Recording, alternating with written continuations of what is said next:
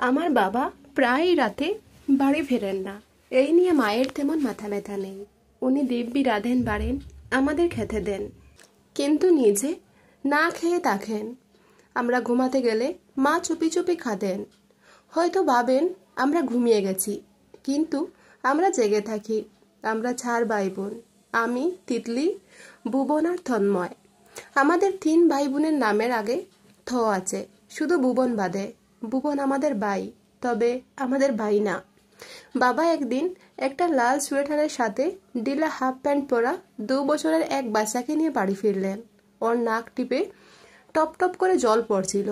বাচ্চাটা সোয়েটারের হাতায় সেই জল মুছছিল আর হালকা কাঁপছিল।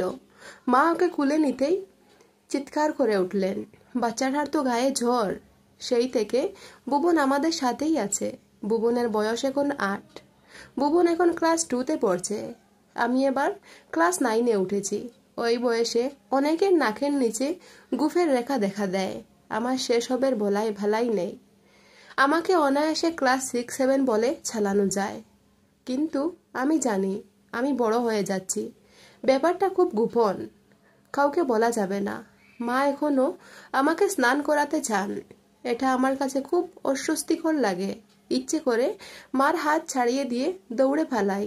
মাঝে মাঝে যখন মা জোর করে গায়ে জল ঢেলে দেন, আমি চোখ বুজে পাশের বাড়ির থনুকে অনুভব করি, যেন থনুই আমার গায়ে জল ঢেলে দিচ্ছে। আমি জোরে নাক টান দিয়ে থনুর গায়ের গন্ধ নিতে চাই। মা গালে ঠাস করে থাপ্পড় দিয়ে বলেন, কি করছিস হারামজাদা? নাকে জল ঢুকলে মরবি। আজ 3 দিন পরে বাবা এসেছে। তার বাম চোখটা ফুলে আছে। মা চুপচাপ বাবার গায়ে রসুন তেল গরম করে ঢেলে দেন, চুপি চুপি চোখের জল ফেলেন। বাবা মাকে বাজে ভাষায় গালি দিয়ে বসেন। এতে ফেচফেচানির কি আছে? এটা কি নতুন? পকেটে নগদ টাকা ছিল না, তাই অল্প ডলা খেতে হয়েছে। এই নিয়ে এত মন খারাপের কি আছে? এরপরে বাবার মন নরম হয়ে আসে। ভাত খেয়েছো? মা চুপ থাকেন। বাবা এখনো জিজ্ঞেস করে না আমরা খেয়েছি কি না। বছরে অন্তত 1-2বার এমন ঘটবেই। বাবা কাতরাতে কাতরাতে উঠে মায়ের মুখে ভাত তুলে দেন। মা লাজুক কিশোরীর মতো হা করেন। দুজনের এই ভালোবাসা আমরা এত দেখেছি যে আমাদের কাছে এখন জলবাত মনে হয়। আজ কয়েকদিন বৃষ্টি, বাবা বাইরে বের হননি। তিনি বাইরে না গেলে আমাদের সংসারে টানাটানি লেগে যায়। তিনি আসলে কি করেন আমরা কেউই তেমন খোলাসা করে কিছু জানি না। মাকে একবার জিজ্ঞেস করেছিলাম, উনি চিল্লিয়ে উত্তর দিয়েছেন, 2 আঙুলের বাচ্চার সাহস কত? বাপ কি করে জানতে চায়। বাবা কি করেন এটা জানতে চাওয়ার মাঝে কি অন্যায় আছে আমি বুঝি না। পূজা এসে গেছে। বাবার ইনকাম আজকাল একদম কমে গেছে। একদিন মা আমাদের খেতে ডাকলেন না। সারাদিন না খেয়ে থাকার অভিজ্ঞতা আমাদের নেই। বাবা সন্ধ্যায় ফিরে দেখলেন মা খাবার বানায়নি। অন্যান্য দিনের মতো মাকে একটু বকাঝকা করে বেরিয়ে গেলেন। বাবার সাথে গেল ভুবন। এই প্রথম তিনি আমাদের কাউকে হাত ধরে নিয়ে বাইরে গেলেন। রাতে আমরা সবাই খেতে বসেছি। মা মুখ ভার করে বসে রইলেন। আমরা 4 ভাই বোন ঘুমাতে গেলাম। আমার পরে তুলতুল, তারপর তিতলি, সবার ছোট ভুবন। মাঝরাতে শুরু হয় মা বাবার মান অভিমানের পালা। এভাবে আর কদিন? আমি বাচ্চাদের নিয়ে আর পারি না। বাচ্চাদের পুজোর কাপড় লাগবে, বাজার তো কিছুই নেই। মা কেঁদে ফেললেন। কাল একটা বড় কিছু হওয়ার সম্ভাবনা আছে, তবে যেতে হবে সদরঘাট। ব্যবসায়ীরা আসা যাওয়া শুরু করেছে। পুজোর আগেই আমাদের অভাব মোটামুটি দূর হয়। দোকানের বাকি সুদ হয়। প্রায় মা মুরগি রাঁধেন। তিনি মুরগির রান ঘুরে ফিরে আমাদের পাঠিয়ে দেন। যেদিন ভুবনের ফালা না থাকে মা ঘ্যান ঘ্যান করেন আমাদের সাথে, দাও না রানটা ভুবনকে, ছোট্ট একটি শিশু, রান ছাড়া ভাত খায় কেমনে? তিতলি ফট করে বলে ওঠে। আর যেদিন ভাত রাঁধেননি সেদিন তো চুপি চুপি ওকে পাউরুটি খাইয়েছেন, তখন তো রান লাগেনি মা। মা প্রথমে বুঝতে পারেননি, পরে যখন বুঝলেন ওর পিঠে খিল দিতে শুরু করলেন। আমরা সবাই জানি ছোট বলে মা ভুবনকে একটু বেশি ভালোবাসেন, একটু বেশি আগলে রাখেন ওকে। আমাদের কারো এই নিয়ে হিংসে নেই। তিতলি কেন সেদিন এমন বলতে গেল আমি ঠিক জানি না। আজকাল একটা লোক প্রায় আমাদের বাড়ি আসে। সে এলেই মা আমাদের ঘরের ভেতরে রেখে বাইরে থেকে দরজা আটকে দেন। আমরা ঘরে বসে কাটাকুটি খেলি। আমাদের বরং আনন্দ হয়। একদিন মাঝরাতে শুনি মা খাচ্ছেন। বাবা কি যেন বারবার বোঝাচ্ছেন মাকে, তুমি না করো না, বিশ্বাস করো, আমি সঠিক জায়গায় খুঁজে বের করব। মা বারবার বলেন না না। পরদিন মা বুবনকে সাথে নিয়ে স্কুলে গেলেন। আমাদের বর্ষায় আর ছাড়লেন না। স্কুল শেষ করে একেবারে বাড়ি এলেন। আমরা 3 ভাই বোন তখন খিদে চোখের আধার দেখছি। আমরা সবাই প্রাইমারি স্কুলে পড়া শুরু করলেও বাবা বুবনকে প্রাইভেট স্কুলে দিয়েছেন। বাবা বলেন বুবন বড় হয়ে বড় বিজ্ঞানী হবে, ডাক্তার নয়, ইঞ্জিনিয়ার নয়, এমনকি পাইলটও নয়। বাবার এমন ইচ্ছের কোনো কারণ আমি খুঁজে পাইনি। টাকা না থাকলে আমাদের খাওয়ায় টান পড়ে, এটা ঠিক। তবে বাবা কখনো আমাদের বই, খাতা, পেন্সিল কম কিনে দেন না। আমি আজকাল স্কুলের এক শিক্ষকের কাছে অঙ্ক, ইংরেজি দুটোই পড়ি। এমন সময় এলো পুজো। বুবন বাবাকে বলল, বাবা নতুন জামা কাপড় কিনবেন না? আমরা কি পুজো পরব না? তিনি বুবনের মাথায় হাত বুলিয়ে আদর করলেন। অন্যান্য বাজারের সাথে বুবন আর তিতলির জামা কাপড় এলো। সস্তার কাপড়, তবুও নতুন। বুবন ঘুরে ফিরে ওর শার্টটা গায়ে দিয়ে দেখতে লাগলো।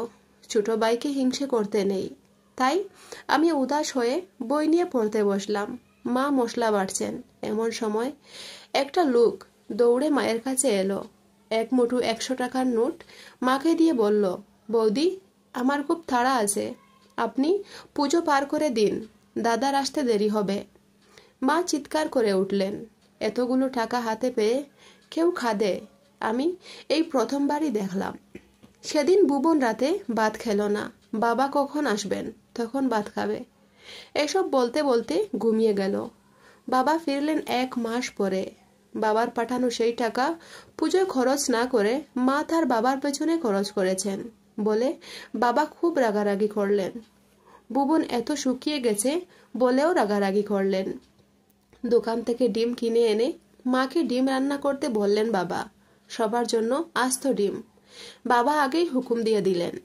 ডিম আলু সিদ্ধ হওয়া মাত্র বাবা সেখান থেকে একটা ডিম তুলে ছাড়িয়ে যত্ন করে বুবনকে খাইয়ে দিলেন। বুবন সেখান থেকে এক টুকরো ডিম বাবার মুখে তুলে দিল। এই প্রথম আমি বাবাকে খাচ্ছে দেখলাম। তিনি বলে উঠলেন, আজ সবাই এখন ডিম সিদ্ধ খাও। একদিন দুপুরে মা ঘুমিয়ে আছেন। বাবা হঠাৎ বুবনকে হাতের ইশারায় কাছে ডাকলেন। নিজের হাতে ওর দুয়া শার্টটা পরিয়ে ওকে বাইরে নিয়ে গেলেন। মা ঘুম থেকে উঠে বুবনকে দেখতে না পেয়ে চিৎকার করে কাঁদতে লাগলেন। বাবা ফিরলেন সন্ধ্যার পরে, কিন্তু একা। বুবন সাথে নেই।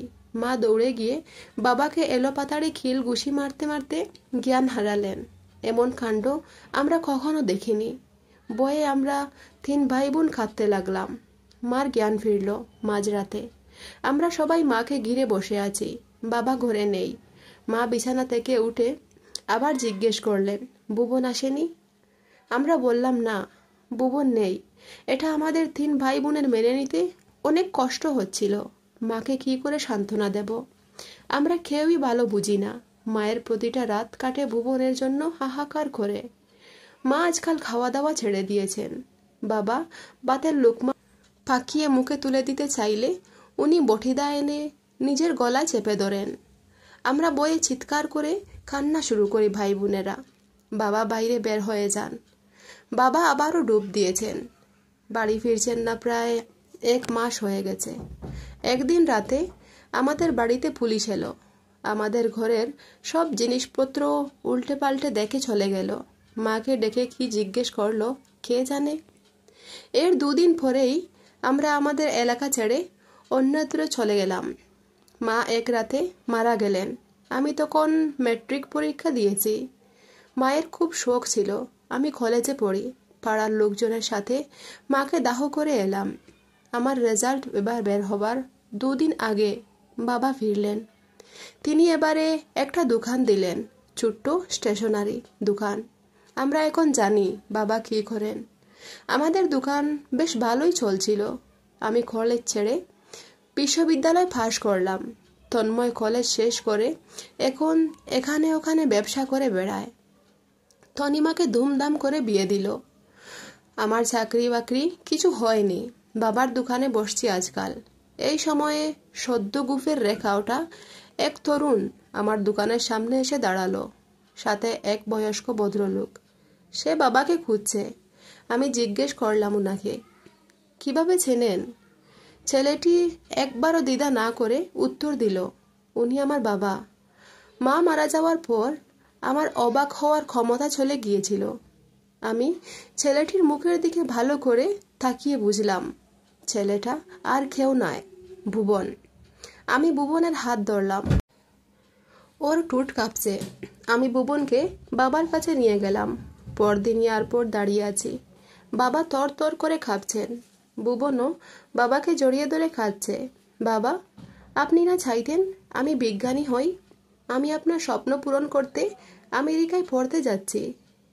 আমি আপনার স্বপ্ন পূরণ করে ফিরে আসব। ততদিন আপনি শুধু বেঁচে থাকবেন।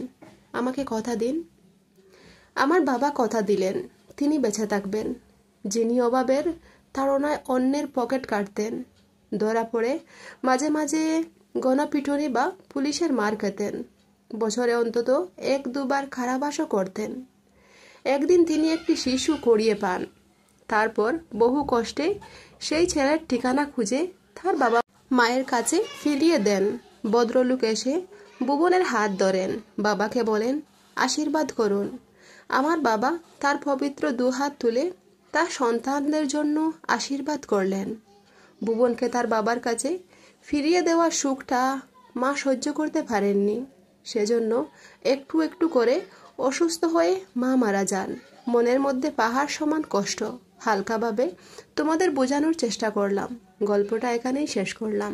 ভালো লাগলে চ্যানেলটা সাবস্ক্রাইব করে পাশে থেকো। ধন্যবাদ বন্ধুরা।